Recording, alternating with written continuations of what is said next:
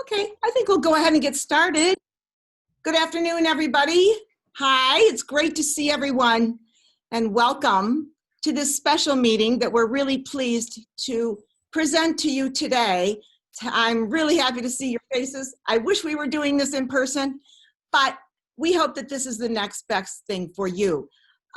We want to bring to you today all the great things that are happening in our specials classes with your children. Often we don't get to see that and hear about it. And so we thought it would be nice to bring the teachers together and for them to have an opportunity to share with you all the really cool things that are happening in their classrooms. So we're delighted for you to come and be a part of this day today. We do want you to know that these specials classes are an essential part of our curriculum. Our curriculum is rich, it's challenging, and it's balanced, and we highly value these classes. So that's why we felt that it was important for us to have an opportunity to present to you today all the cool stuff that they really are doing with your children. There might be times when you hear snippets of what they might be learning in Spanish or music or in PE or in art. It might be at bedtime, it might be when you're singing songs together, it might be bath time. Those are some of the times when you might be getting pieces of what they're learning in these classes.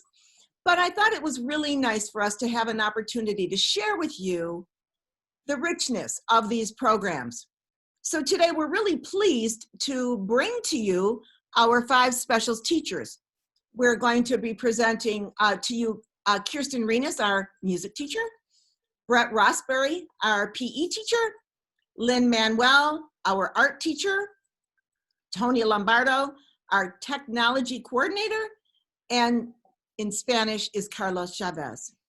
Now, to avoid feedback, what we're going to do is we will be muting the audience, but if you do have questions or comments, you're welcome to submit them into our chat box, and we'll be happy to address them for you today. So we're going to go ahead and get started right away. We're going to honor your time, and we're going to go ahead and get started. First, I'd like to introduce to you today our music teacher, Kirsten Renas. Kirsten? Good afternoon, everybody. It's really great to see everybody who's here right now.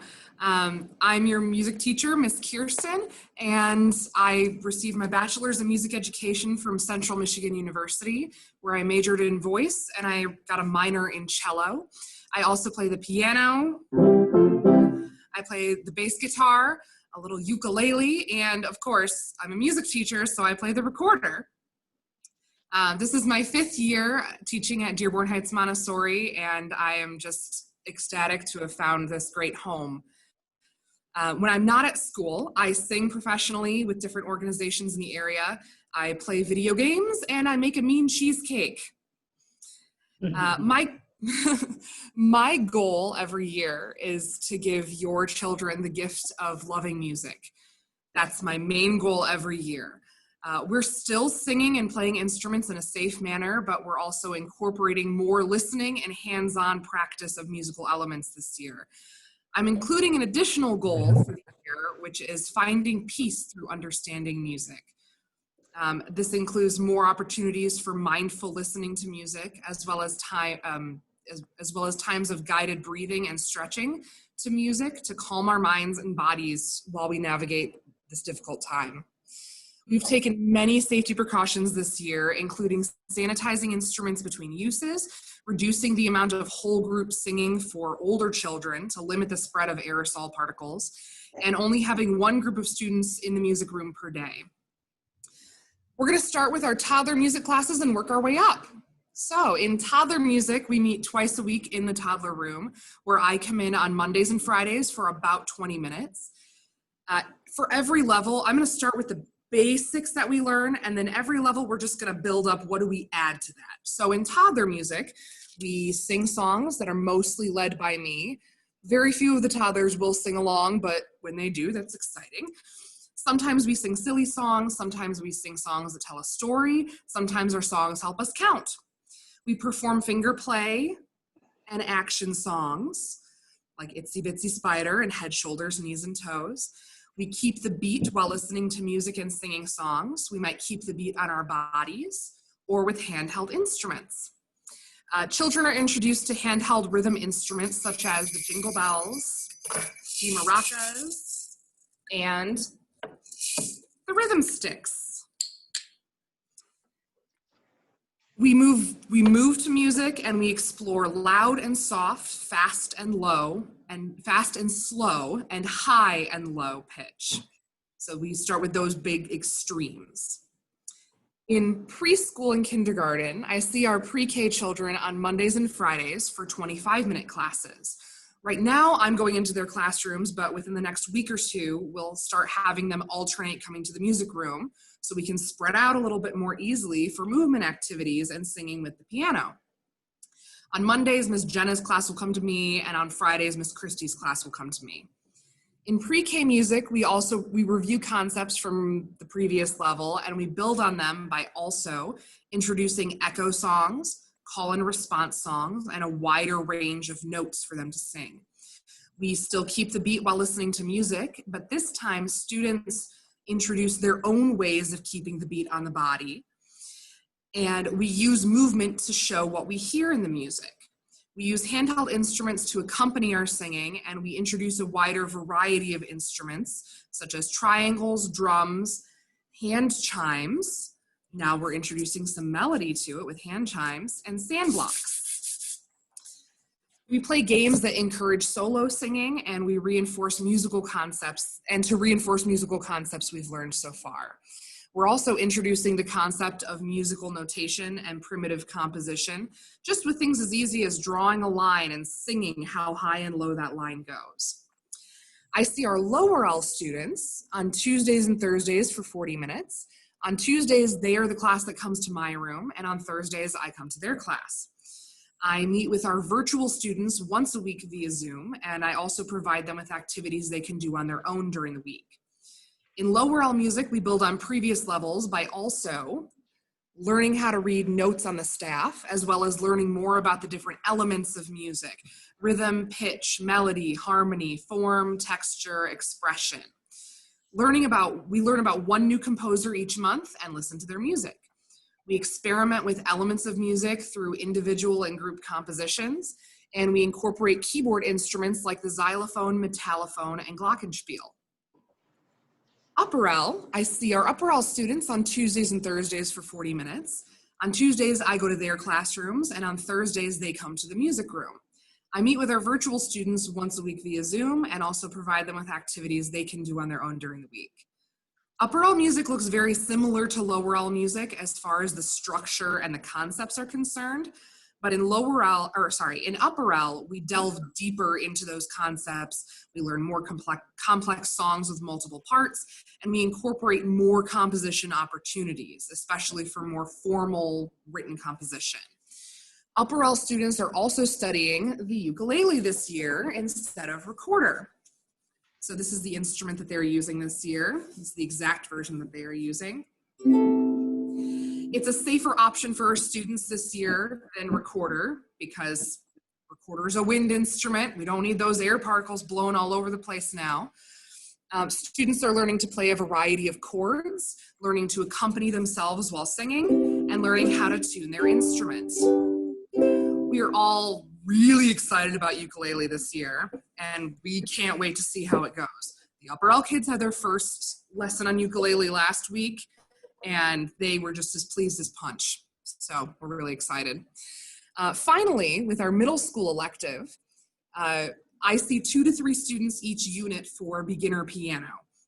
This class is geared towards students who have not taken any piano lessons or have very limited piano lessons, but would like to learn the basics of how to play. We review music theory basics, piano technique, and building good practice habits. Each student uses their own keyboard for class in the classroom. Well, I have keyboards they can use in the classroom so that we can all play together in a safe way. Students perform 2 pieces for their classmates and staff at the end of the unit and talk about their process leading up to it. So that's our music this year. I'm excited and honored to be your children's music teacher again this year, and I'm looking forward to working with them to find joy and peace in music. So thank you. Thank you, Kirsten. Delightful. And you know what? she's right. Those Upper L students are so excited about ukulele this year. Although I also have to say that they were really excited. I stepped into one of her classes yesterday and joined them when they were very enthusiastically participating in Who You Gonna Call? Ghostbusters. So that was fun too as well. Fun one to do this time of year. So thank you, Kirsten. We appreciate all that information and know that it's great stuff for our students. So thank you for that. Next up, we'd like to introduce to you our physical education instructor, Brett Rossberry. Brett? Hi everybody, my name is Brett Rosbury. I'm a graduate of Michigan State University and I am in my 10th year now at Dearborn Heights Montessori Center. And a few things about my physical education program. My core values are going to be stressed on self-responsibility, respect, and compassion for others. Life skills that we're building in my classes include physical, mental, and emotional experiences rather than information. I show students why it's important to exercise and eat healthy rather than just telling them why it's important. I like to give students opportunities to be successful and build a strong foundation to promote skill development. And in the end, we're trying to have as many positive contributors to society when they're leaving our program. Motivation in my classroom. There's two different types of motivation. There's intrinsic and extrinsic motivation. Intrinsic motivation comes from within the person. You do things because they have meaning to you and you can see the value in them. Intrinsic motivation and self-responsibility are linked together. You can't have one without the other. Intrinsic motivation increases independence in children and in adults. Extrinsic motivation, you do things because you're being bribed, you're doing things because you're being threatened or even rewarded, or sometimes even punished. That causes dependency. And if you're only motivated extrinsically, you're not going to be able to do things on your own. So in my program, I have the 5 C's of intrinsic motivation. Number 1 is control. I avoid punishment by redirecting students and or changing the environment. Number 2 is challenge. I like to challenge them physically, mentally, and emotionally each and every day. Number 3, curiosity. I keep the kids mentally engaged in new activities. I like to think that if I wouldn't have fun doing the activity, I won't make my students do it. Number 4 is creativity. I allow the children to express themselves in a safe environment and have input on what we do on a weekly or monthly basis. And finally, the 5th C is constant feedback. I adapt techniques, I apply new strategies, I talk to the children on how they think a lesson went or what we could do different next time. My curriculum for the lower elementary, we are doing the EPIC curriculum, EPEC. It stands for Exemplary Physical Education Curriculum. Daily lessons include an introduction, then a warm-up, a skill theme for the day, activity time, a cool down, and then finally closure at the end of our lesson. Lower elementary and preschool students see me twice a week for 40 minutes a day. Upper elementary and middle school also see me for 2 times a week, 40 minutes, and then middle school, they'll see me for an hour. And I'm actually teaching a circuit training elective on Wednesdays with our middle schoolers. For the upper L and middle school, it's slightly different. Lower L, we build a strong foundation, and then in the upper L, we start to get into gameplay. We use a sport education model developed at Ohio State University. Students learn individual responsibilities and cooperative learning skills. During each sport unit, children have responsibilities such as being a team captain, learning how to lead others, being the team manager. They're informed and they're going to be using equipment and they're going to be communicating with their team captain on what they need for the day. Students will referee their games. Now, I will be helping, but I like to give the students the opportunity to put themselves in somebody else's shoes. Refereeing can be one of the toughest jobs in sports, and they get the opportunity to see just how difficult it is. The sport units that we do are basketball, floor hockey, kickball, soccer, ultimate frisbee, team handball, tennis, disc golf, and a dance unit. Students will also have the opportunity to, excuse me, reach out of their comfort zone. For instance, last week I brought in an old set of golf clubs for our middle schoolers. We went out onto the field with plastic golf balls and we went through a golf lesson. I set up a driving range outside and then a small 6-hole golf course. None of my middle school students had experience with golf, but I think that if you were here to witness, all of them were having a great time, and now they can see if it sparked an interest that they can carry throughout the rest of their lives.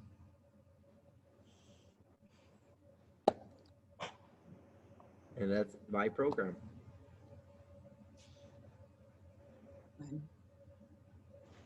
Great. Thank you, Brett.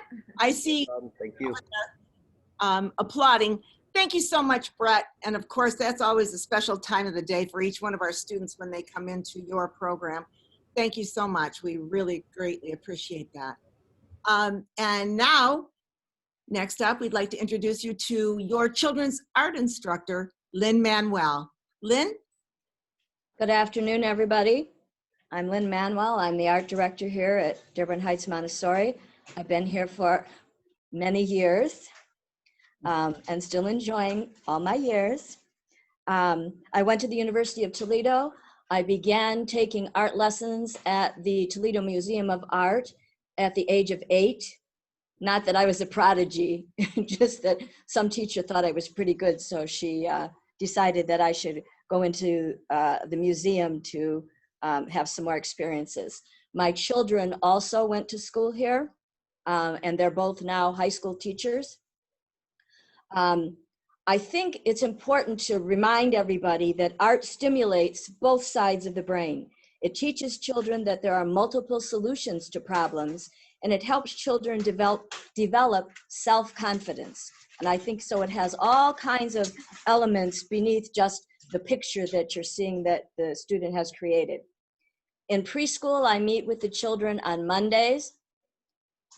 This past Monday, we began talking about the different things that you can use to create art with.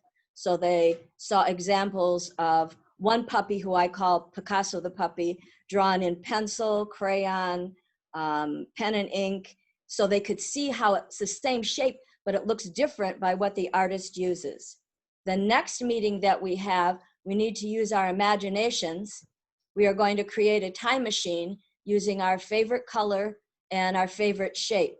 And we're going to deck it all out with whatever their imagination brings to them. We talk about what kind of a steering wheel you need, and does it have to be a circle? It can be anything you want.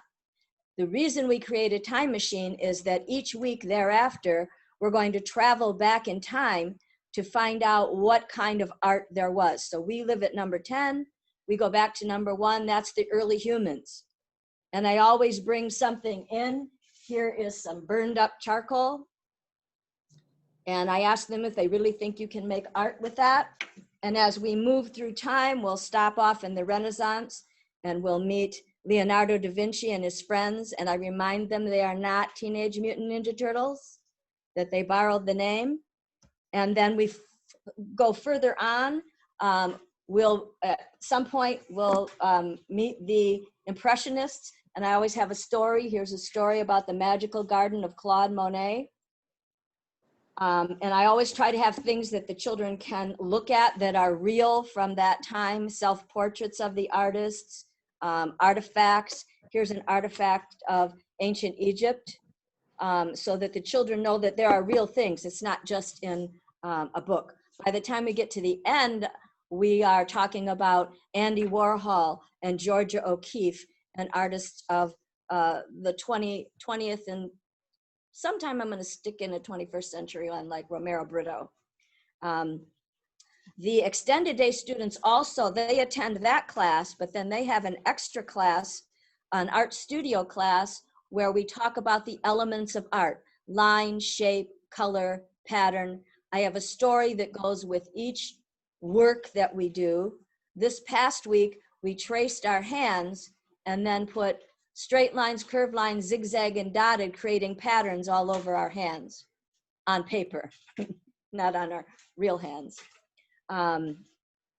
They will be experiencing cutting lessons, paper weaving lessons, creating coiled pottery, crayon resist, and finally printmaking when we get towards the end of the year. And the printmaking is done on a foam paper plate with markers. So they color it all in, and then I help them flip it over and print it. Lower elementary classes meet on Tuesday. It's a 75-minute art class, so they have plenty of time to explore and learn. This year, the art room has been rearranged, socially distanced. The children wear masks when they're in here. I have dots around the carpet, so they sit on a green dot and they are socially distanced from the person next to them. When they go to the tables, there's 2 people per table, but they're at the far ends of the table. They bring their art materials in with them, and they always sit in the same seat. I am adding to their art materials watercolors, oil crayons, and chalky pastels, so that we can expand our horizons a little bit on the kind of work that they do.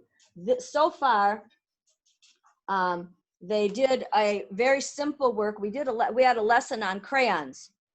10 different ways to use a crayon. I think we all forgot how to do that. It's not just coloring in a coloring book, but there's textures you can add to the crayon. You can blend the colors. So I'm trying to have some lessons to follow up with that activity. They also we're studying things at night, and we studied bats. So they created their own bats, and there's the moon and some bats hanging around, floating around. They really liked that. I actually had a story with that gave facts about bats, not just Halloween bats, but real bats. The upper elementary students come in here on Thursdays to the same environment where we are socially distanced. I also give each student a spritz of hand sanitizer on their way out, so that we're trying to follow the directives that have been given to us. The upper elementary work is a little more challenging for the students, as well it should be. We are also talking about things in the night, but we read a story called House in the Night, and the students are creating using different techniques, hatching, cross-hatching, and stippling.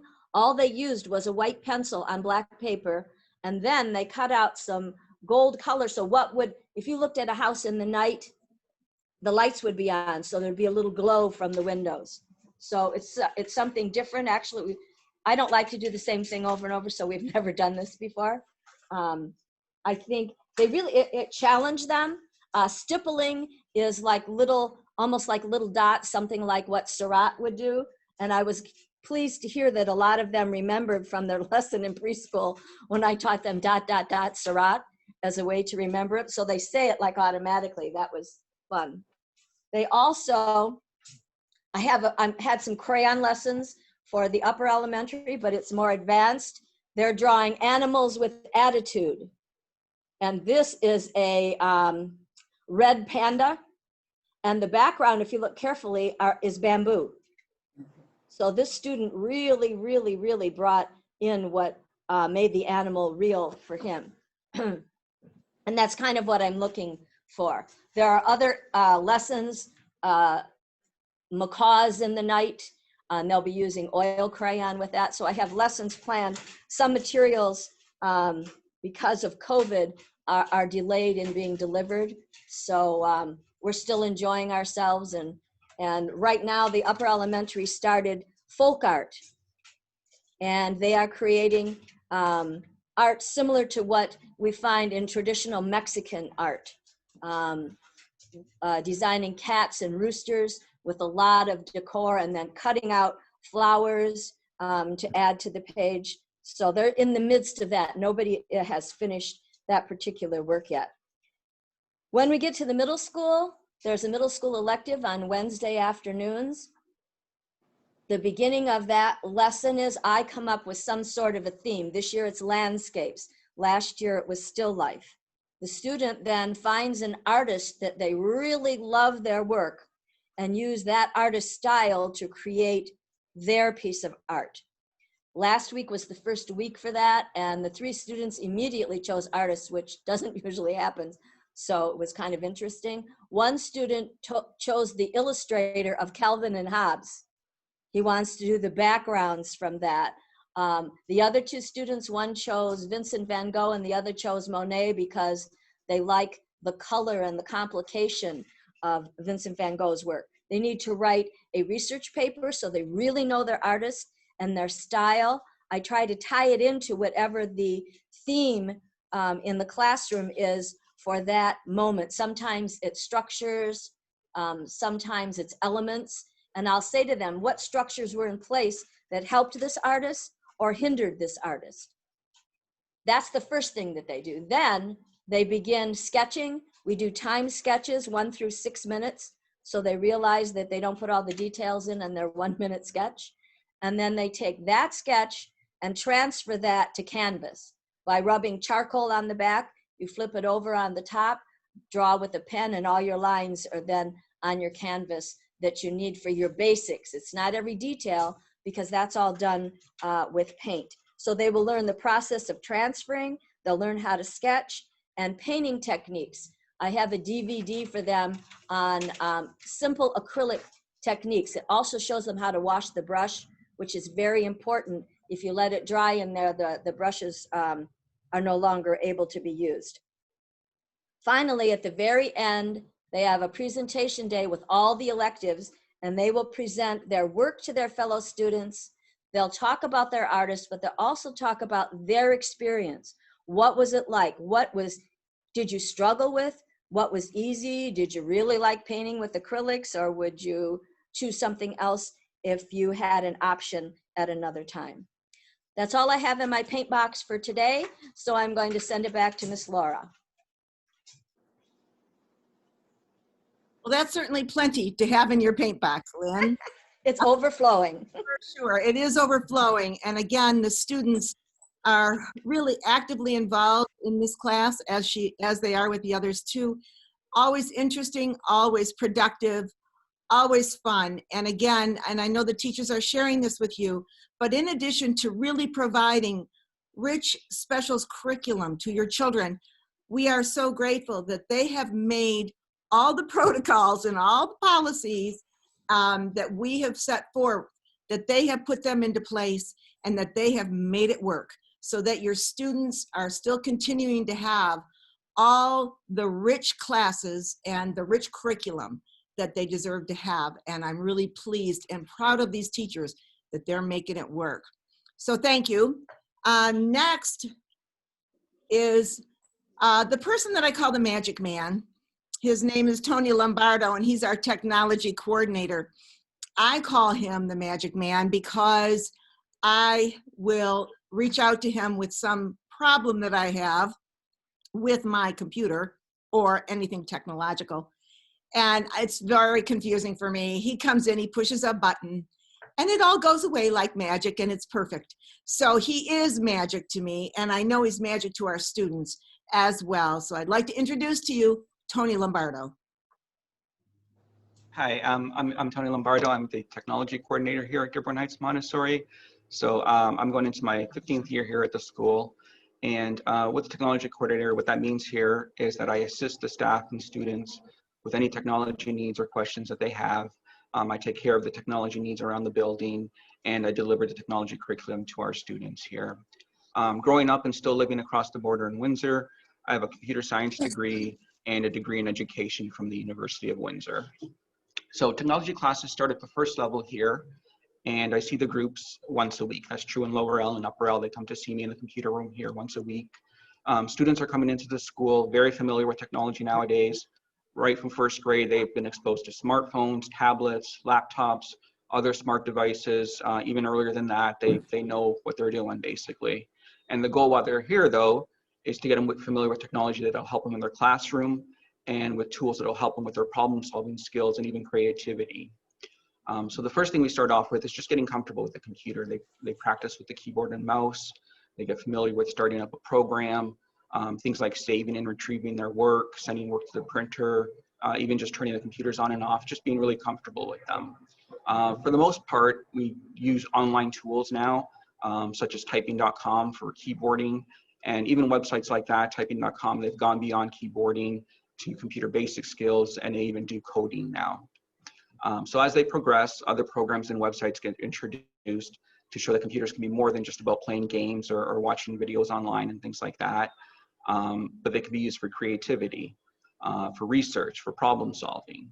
So for example, one of the newer programs that's been popular with the students in the last year or two is Pixton, which is a website that lets students create stories in a comic book style. So they can pick from different backgrounds, different characters, different poses for their characters, and they can illustrate a story that they can share with their classmates, or they can even print out and take home with them if they like. The last few years has also seen our lower elementary students introduced to coding. So we use code.org and Codable for the most part, which gives students an opportunity to practice coding skills by solving puzzles like leading characters through a maze, often using popular games like Minecraft, the characters from those programs that a lot of them are already familiar with. Going into upper elementary, the focus starts to shift a little bit to tools they can use for research and presentation. Mobile technology is a lot more prevalent. There's several community iPads available for them to use, and a lot of them have their own devices as well. They also get introduced to cloud technologies like Apple's iCloud or Google's online programs, Google Docs, Google Slides. They start to become familiar with those, learn how to log in and use those as well. And they use those a lot once they get into middle school for sharing work with their teachers and with each other. They still have fun with programs like Pixton. They keep working with their coding. Coding is taken one step further in upper elementary. We get introduced to the Lego Mindstorms kits, which you can kind of see behind me there. And they've been using those for the last couple of years now in upper elementary. So now they're able to build a robot with their kits and see the results of their coding in a more concrete way once they see their robots act out what they programmed it to do. The technology curriculum always evolves as technology changes. The robotics kits, mobile technology, cloud services, all of them are fairly recent. They weren't available even to most people just years ago, and as they become available to in general to society, our students get introduced to them as they come along, so we try to keep things as up to date as possible. Once they get into the middle school, students are able to choose robotics as one of their electives, and that's where kind of we started off with the robotics was with the middle schoolers first. So building on their experiences with robotics in upper elementary, students are building more complex robots and taking a deeper look at the program that goes into it.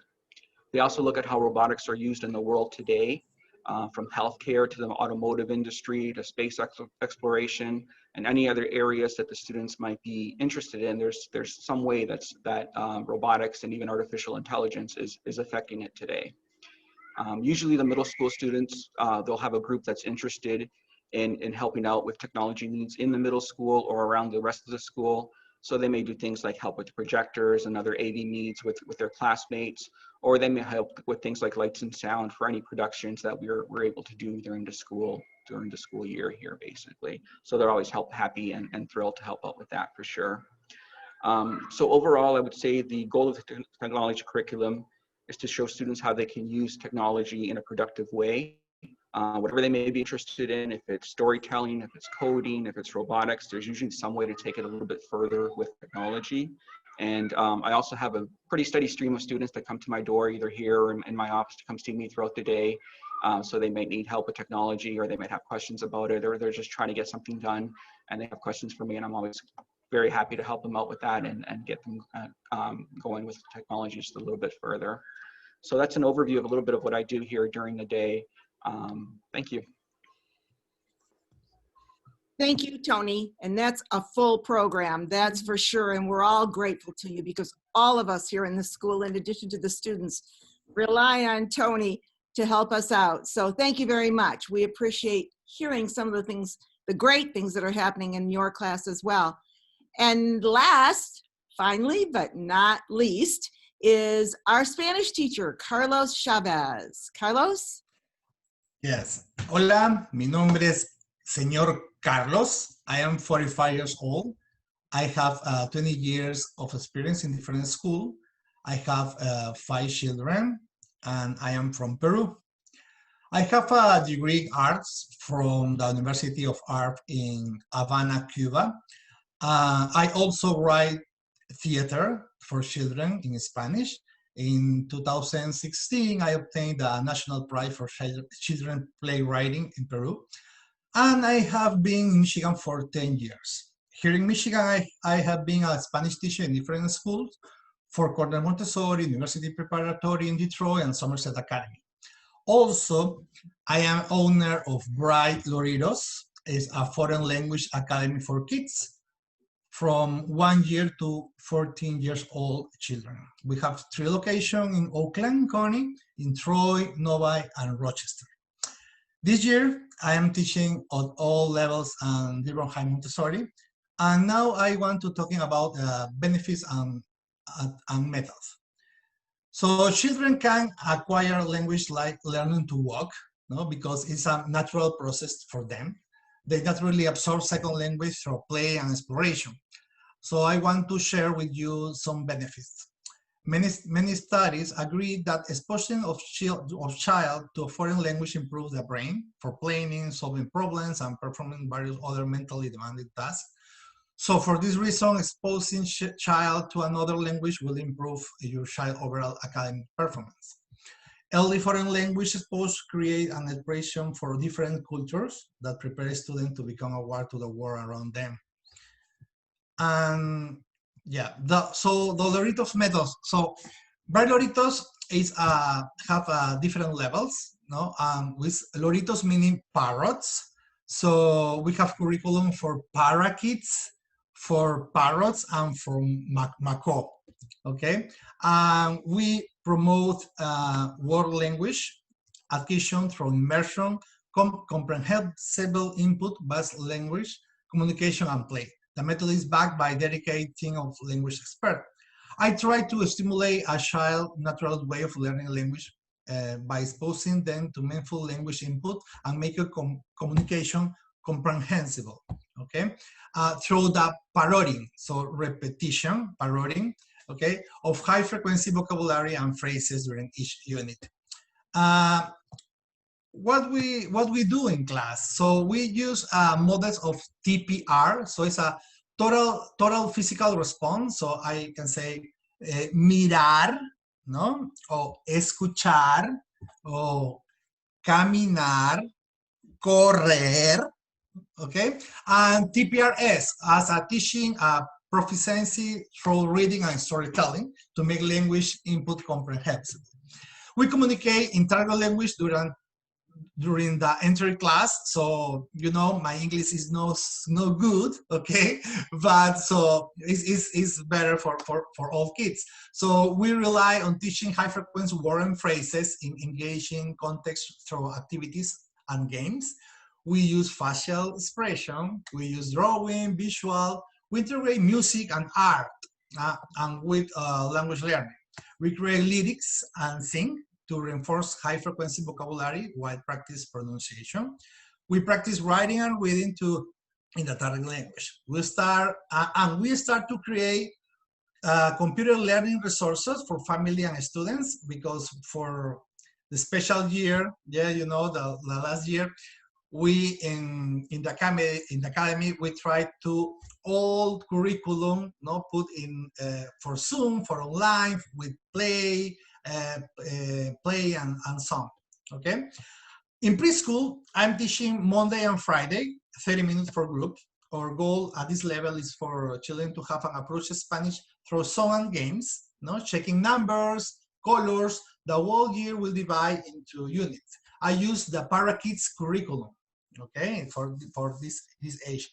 For lower elementary level, we will follow the Parrot curriculum, following with unit and where we will do projects, develop vocabulary and form sentence in context. Each unit has a video, a story, and a particular vocabulary for lower elementary. Lower elementary is Tuesday and Thursday, is for 40 minutes. For upper elementary level, we are using the book and workbook La Pandilla. It is structured in 6 thematic blocks At this level, we are already saying verb and context, writing and speaking.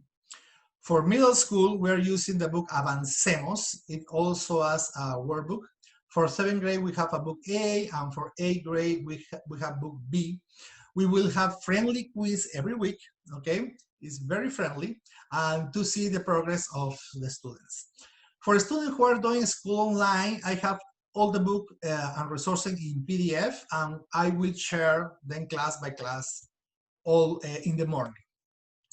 That's it, I am finished.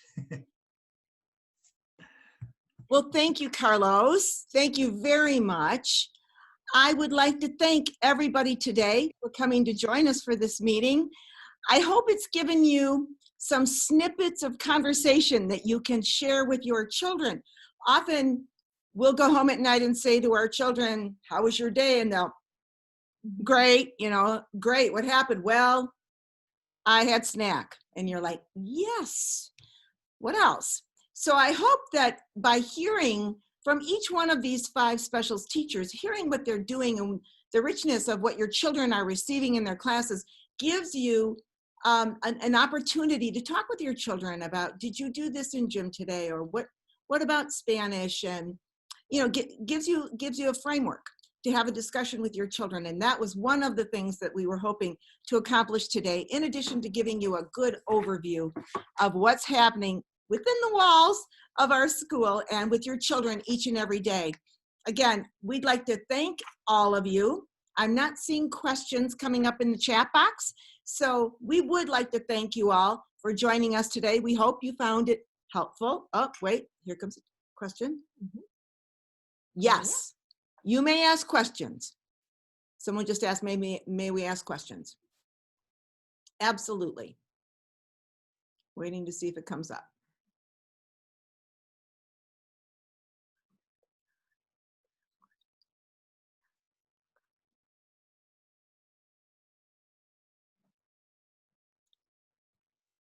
Carlos, is it possible to get a handout for Spanish?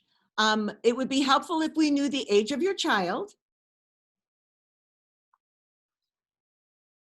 Lower elementary. Yes, of course. Yeah. The answer is yes.